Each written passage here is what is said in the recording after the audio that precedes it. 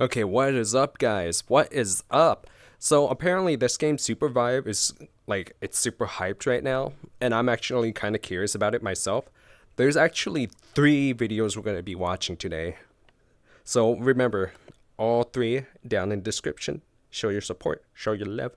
This is going to be a reaction video, analysis, and an impression. Alright, let's go ahead and get started. Should I turn on capture? No, you guys will be fine. Ah, it's so loud. Right. I keep forgetting I have to do that.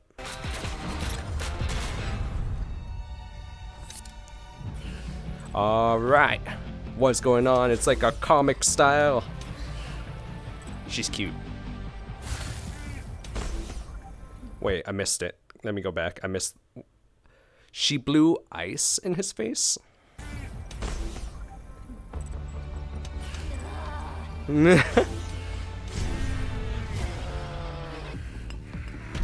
Yo, it's Rocket. It's Rocket from, you know, Galaxy Ranger? No. What's the show called? Movie called? Galaxy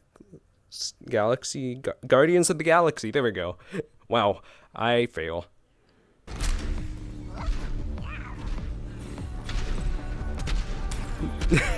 Just straight up frozen.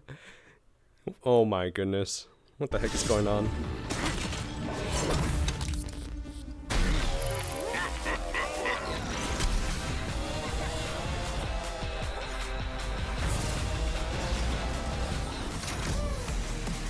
Supervive. Okay, so it's a top down. Kind of looks like League of Legends, huh? Except it has like this parkour element to it.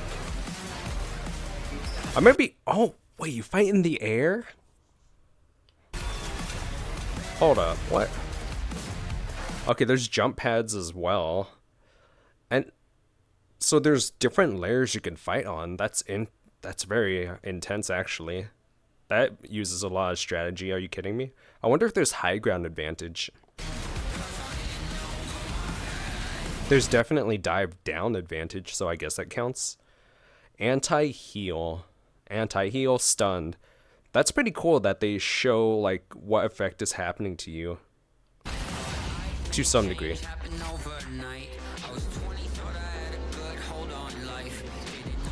Huh. A train system for mobility. These maps are huge. A jungle system, but with everyone. So I guess it'd be closer to Smite, huh? Like the system would be closer to Smite's system.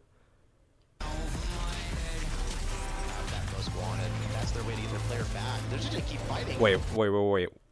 What the heck is happening there? Hold up. What is this? Is it 2 different teams fighting? Wait. So it's like a battle royale then. It's like a battle royale. No wonder the map is so big. Huh. Wait. Okay, 1, 2, 3, 4. 1, 2, 3.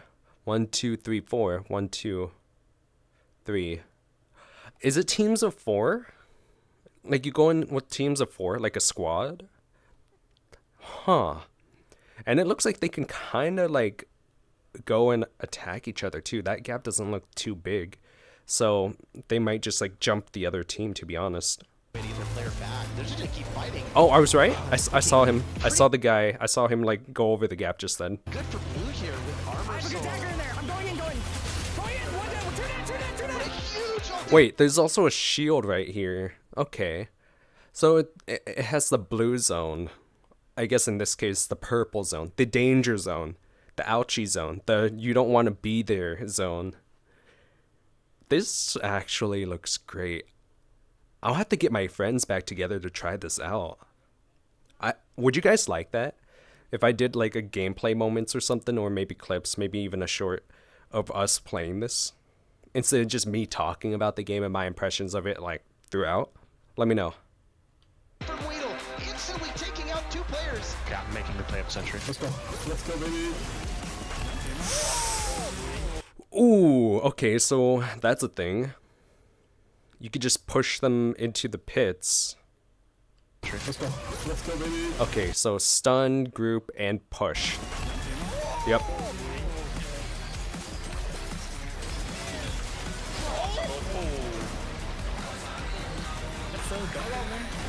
Wait, what just happened? Did he just like hit the guy while flying?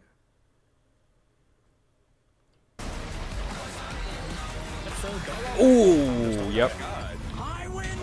That was like a smash down. I love the effect of the smash into the abyss. It's so reminiscent of Super Smash Bros.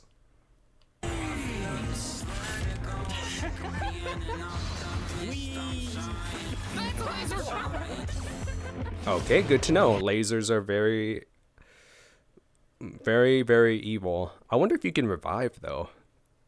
Is there like reboots? I didn't see anything get dropped.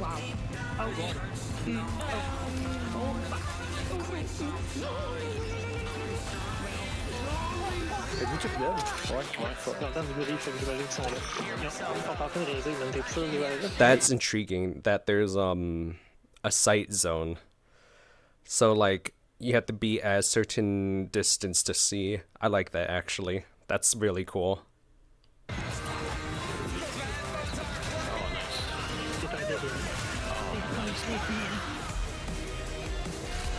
I've actually always wanted a game like this ever since Spiral Knights was a thing. Do you guys know about Spiral Knights? That game is like super duper old, but like ever since that game came out, I was thinking of like a PvP-esque where it's like adventure like.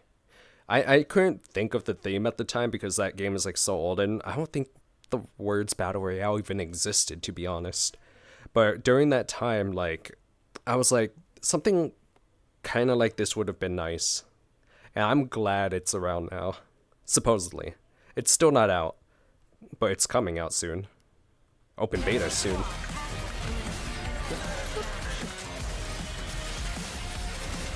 That was so cool. You see what I used it. Oh my god! Nice. They're all, dude, what the? Shut up. That is nice. You kidding me? I'm gonna love this more than Fortnite. I don't even play Fortnite anymore. Like, I straight up quit. Mostly. I might play again. But this one is kicking. Unlock a hunter of your wait. Unlock a hunter of your choice. Pre-register. Oh, I need to pre-register. Play Supervive.com to pre-register. Okay. The game reveal Fireside chat. I believe I actually have that video up next, like down over here. That's like the last one, maybe? Yeah, it is. But we have this one beforehand. It's another preview of the game. Like, we already seen the gameplay, right? But we want to see a little bit more. Need to turn it down again.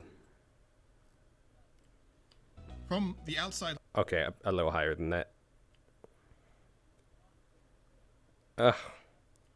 looking in, Supervive looks like many a top-down, twin-stick style No, since he's talking, we'll turn it a little higher than usual. shooter you may see on any given digital game store. It only takes a couple of minutes after dropping into its massive battle royale style map to see that it does more than just look like a beautifully modeled and animated computer action. I'm actually curious why he has so many dislikes. Is it just because people see IGN and then they hit that downvote? Because right now it doesn't sound too bad, but I am kind of just like worried going into this. We'll see. You might be Hold up. What is on the top right? Squads left 10. Glider engines. Day 1 level up. Reach level 4 before nightfall by killing creeps players? By killing creeps players. Huh. What does that mean? Does it mean fight actual people or what? Or does it just mean like... Oh, no, I think that's like a slash. Okay, it's like killing monsters or players to level up before nightfall. And then if you do the objective, you get like extra gold, which I assume is like for items outside of the mode. Movement is WASD. That's interesting. Spacebar is obviously jump. 1 is to restore F1 keys are okay. Ability overlay, ping, revive. Oh, you could totally play this on controller. Are you kidding me? Familiar with. But it combines elements of many games from many genres to create a battle royale that Actually, you know, I wouldn't be surprised for this game to have a controller input system because of just the way it's laid out and everything. I feel like you could definitely compromise with the controller on here too, and it wouldn't be bad. Fully unique, with a surprising amount to learn and do in each session outside of surviving against other teams.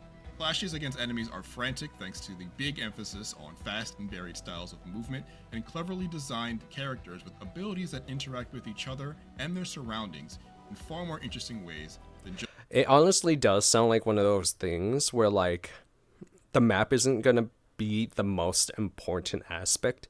It's whoever you run into, once you see line of sight, you have to kind of like get a gist and understand their play style, but also the character they picked. That's what it looks like so far, because there's only so many things you can do with the map, but you could just drop in a new character like boop, and then it's gonna be like, oh crap.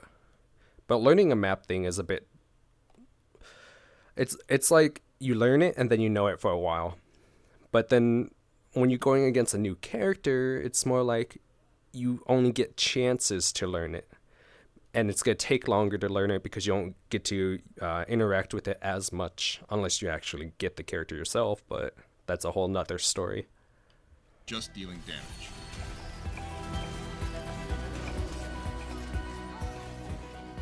These so-called hunters are really the first place where I was particularly... What is... Oh, that's a boss? Sheesh. Straight up very giant. What the heck? It's like a world boss, man. That's sick. By Supervive. Of the 14 that were available to me, all had completely different game plans for success in battle than each other. Some characters were pretty obviously weird out of the gate, like this black hole slinging crowd controller. I totally just realized something. This is what I consider to be like a good MMO style-esque game. I know this is Battle Royale, but like just this entirety of itself would be so cool to have as an MMORPG as well. Just gonna add a couple more elements and then it could be seen that way. But even ones that would be relatively straightforward in any other game had a feature that made them really pop. Huntress, for example, is the bow wielder, meaning she has attacks you'd expect from this archetype, like being able to shoot a big arrow at longer range or a fan of arrows in front of you. But she can also move... Wait, how does that work though? How does... Okay, I see. So left hand is obviously to move, and then the right is the mouse where it's aiming. You could still definitely use this on controller. Yeah, that's about it. Arrows in front of you. But she can also move through walls like an X-Man, making her far more elusive than you might expect for a character that has to take extra time to aim relatively slow shots. Support or utility-focused hunters are highly effective in combat in active ways, pushing enemies around with a rapidly... Oh, okay, that's actually one thing I straight up forgot. There's roles. Like, how did I overlook that? There is roles in the game. Like, what? I just assumed everyone's a DPS for some reason because of Fortnite. Expanding wall or dashing to fallen comrades to rescue them from execution are just some of the small ways Supervive refreshes a role that is usually more passive. In fact, no matter who you choose, be it a spry ranged shooter or frontline face puncher, you have some sort of movement and displacement ability, meaning you can always reposition to avoid enemy attacks or directly disrupt opponents. Seamless... I guarantee there's already meta builds. Like, I already guarantee there's people talking about like meta builds for this game. Like, everyone should be a face puncher because we'd have high sustain and we could just push them into like the unknown kind of thing. I just feel like that might be a thing. Of course, there's multiple game styles and then some people want balance, but we'll just see what people come up with. Movement around the map and into, out of, and through combat, mixed with the many ways you can abruptly move your foes out of position, into walls, or even into each other, makes the gameplay Yo, that face puncher guy kind of just straight up pulled a doom fist and like hit the enemy into his teammates. noticeably different than the other tactical games like League of Legends or Battlerite that it takes plenty of inspiration from. You can be elusive and aggressive all in the same motion, which feels more like fighting games. That's actually intriguing. Did you guys notice that? Right here, there's like a line of sight, right, for wherever the explosive is, and when they move, it like blocks whatever's behind them. That it takes plenty of inspiration from. You can be elusive That's and cool. aggressive all in the same motion, which feels more like fighting game shenanigans than would be typical in a shooter like this. Oh, he's in, he's in, he's in! Jerry, you're insane! Most characters don't have to wait for the right opening, they can make one themselves.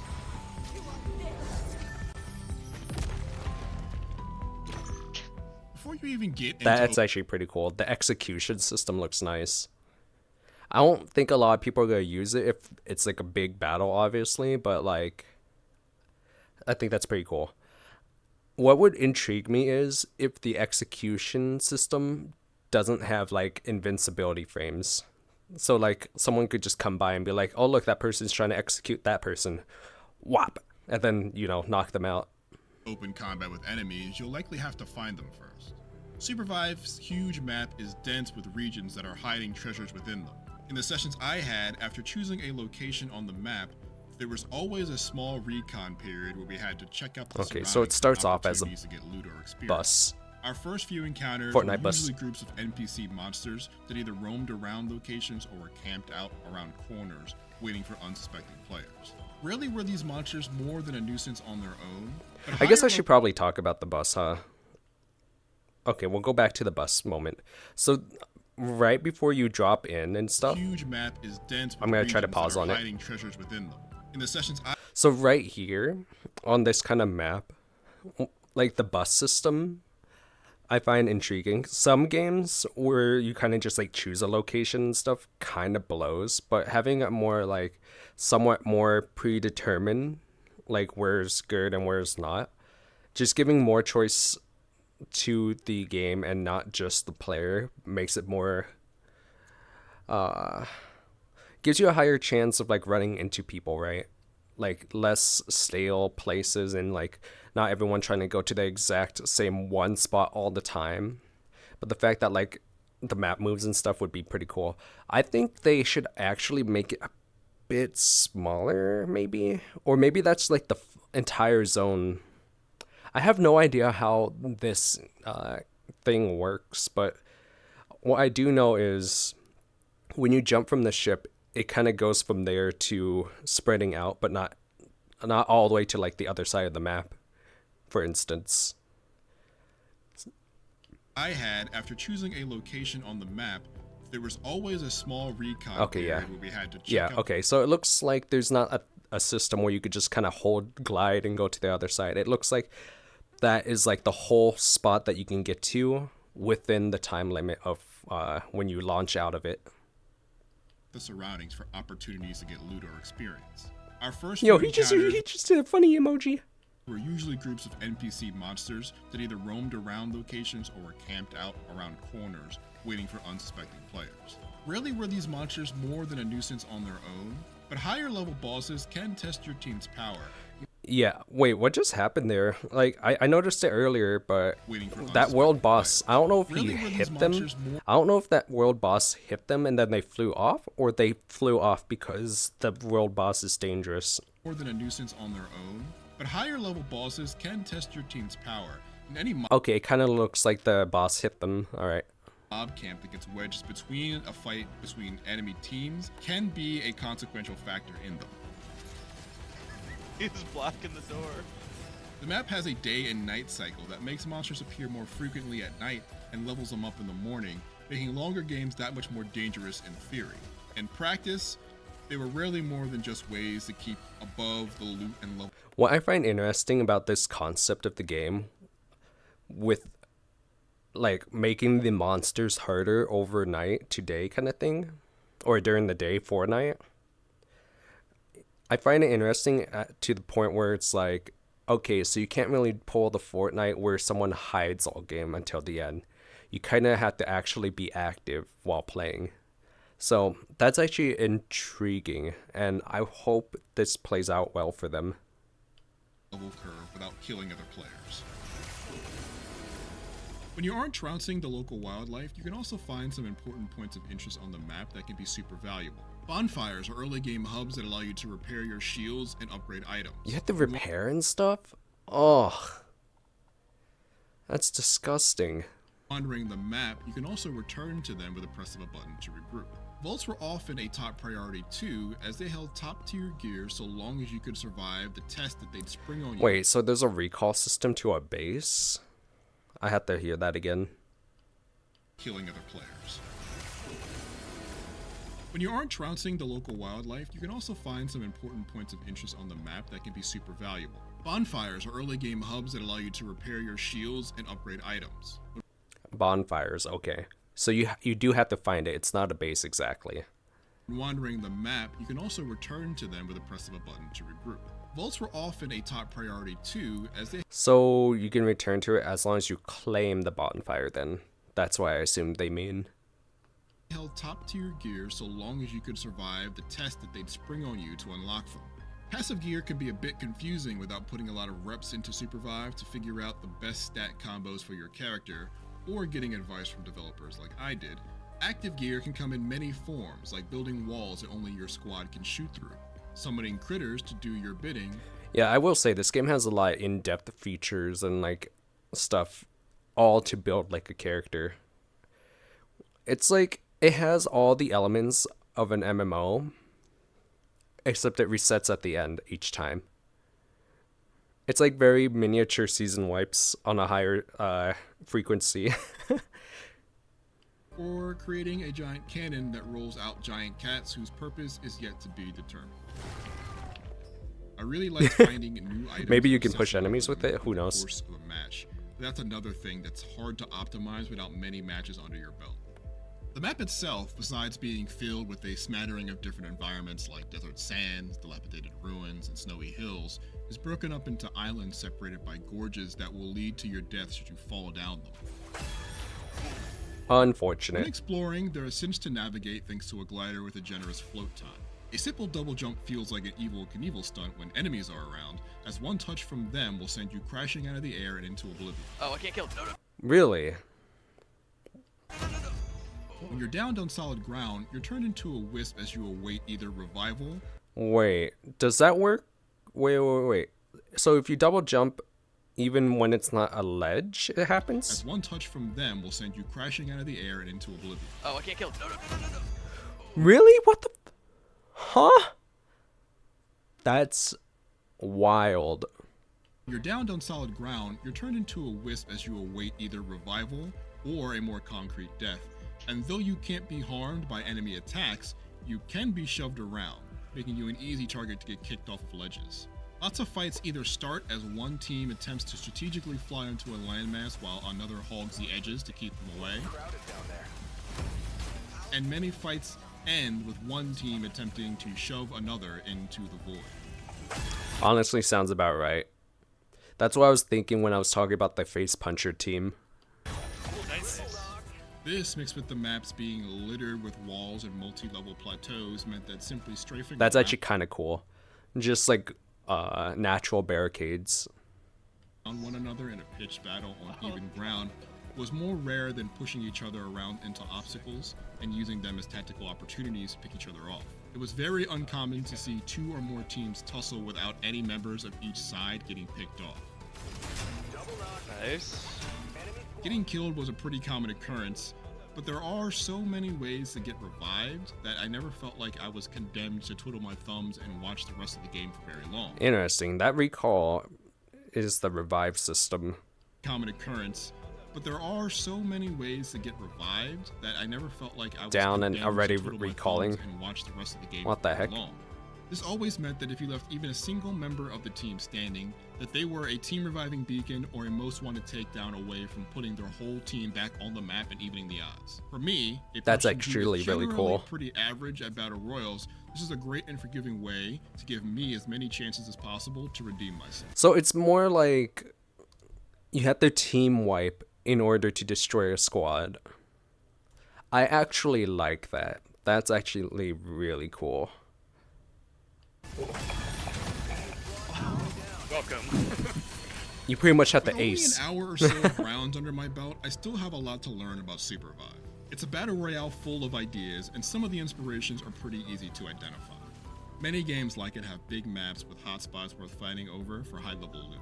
But when it innovates on its own, like with its roster of dynamic and expressive characters, and lots of tactical options presented by its exciting movement system and roster of active and passive items, there's no game quite like it.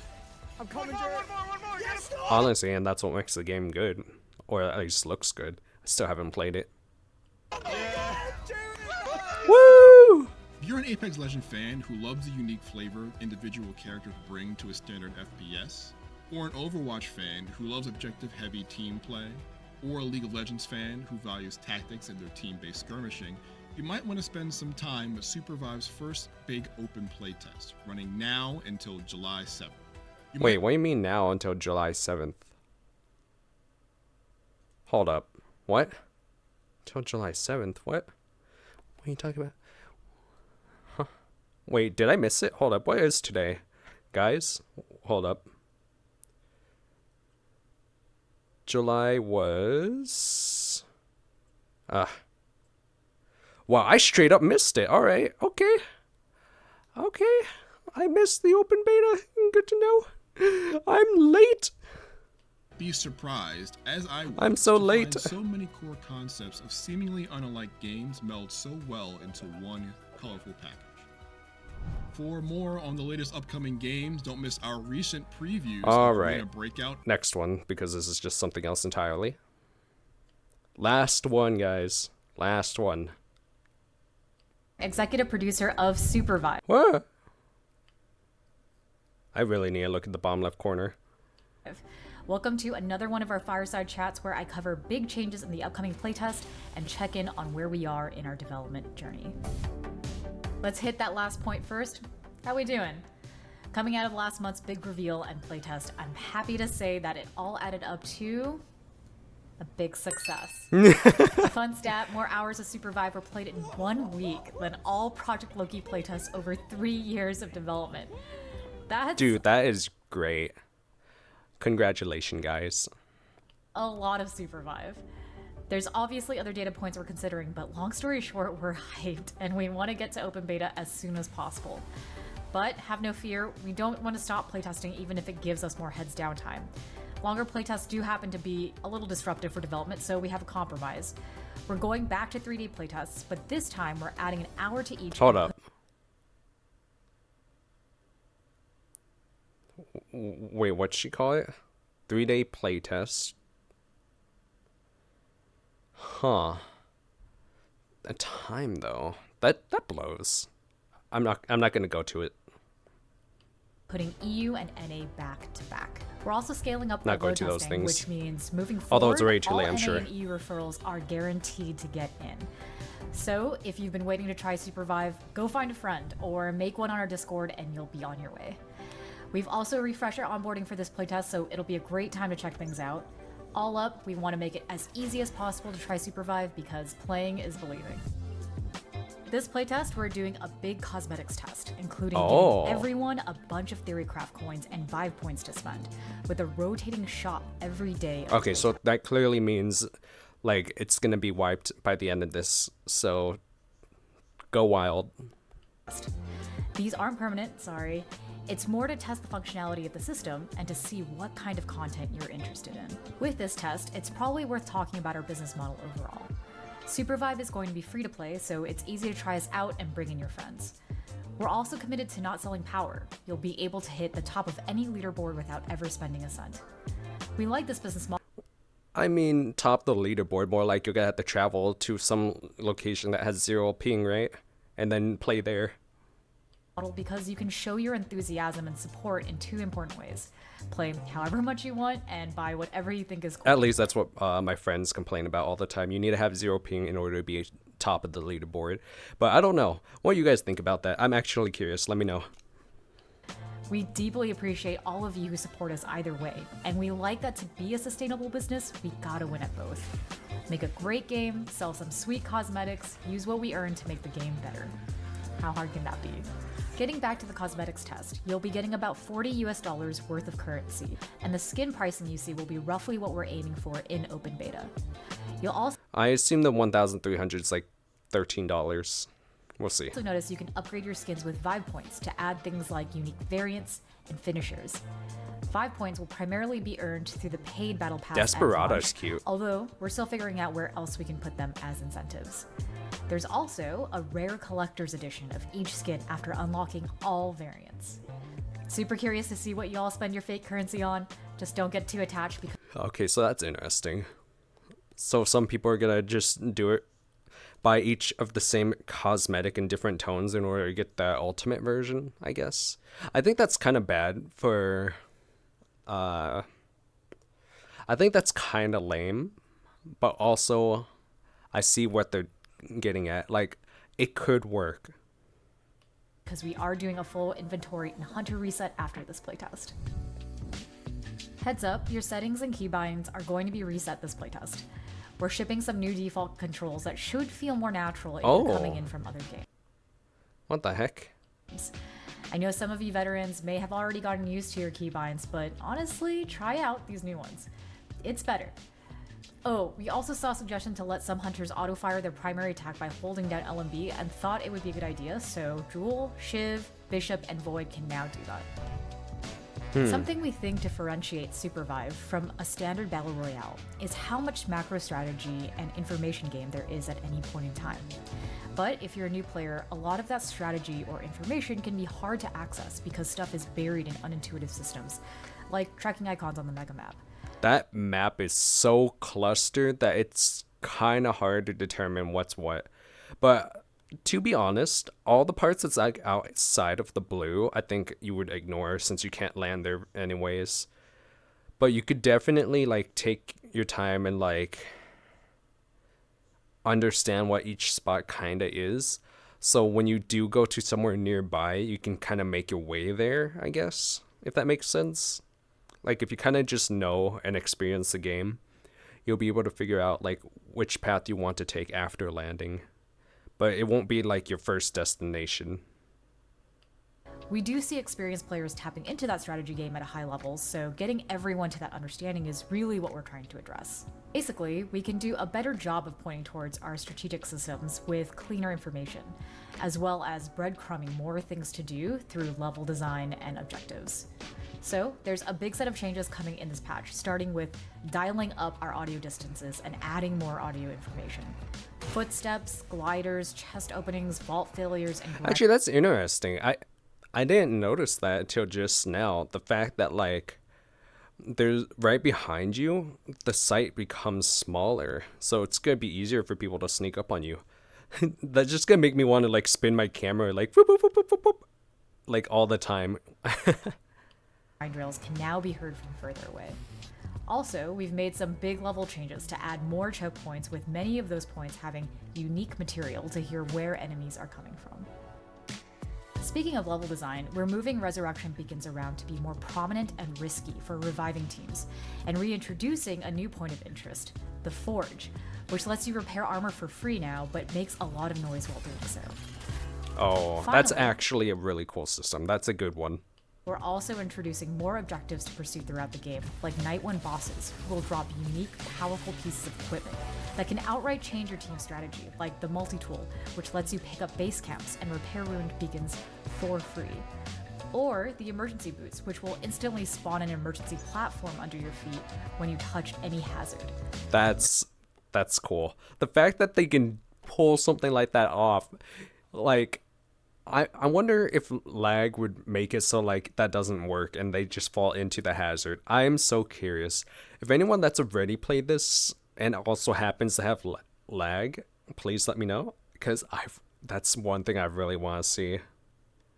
It sounds so cool in concept, but I wonder how bad it would actually be with lag.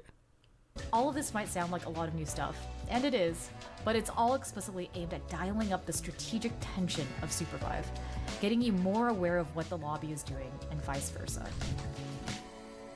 I'm not even halfway through all of our changes, but I am somehow running long on this Fireside chat, so let's do the speedrun part of this video. I wasn't kidding when I said we're ramping up to open beta. I honestly didn't think it was possible to speed up from regular development, but here we are, so let's do it. We've got a lot of environmental changes in our polish on top of our level updates, so I hope you appreciate your surroundings as you go. We are introducing a whole new set of powers called touches, which grant Touches. First off, terrible naming sense. But secondly, let's go ahead and look at these. I'm in the way. Touch of mana, touching an ally recovers mana for both of you, so that's like a support skill. Touch of life, touching an ally heals both of you. And then touch of speed, touching an ally speeds both of you up. It kind of sounds like one of those ones where each person on your party should probably bring one. And then the last player can decide what you guys would need more of compared to than another. And I feel like in meta builds, you'd go for speed, so we'll see. I kind of just like call it out right now. See that I'm wrong or not. passive effects whenever you come into contact with an ally or enemy.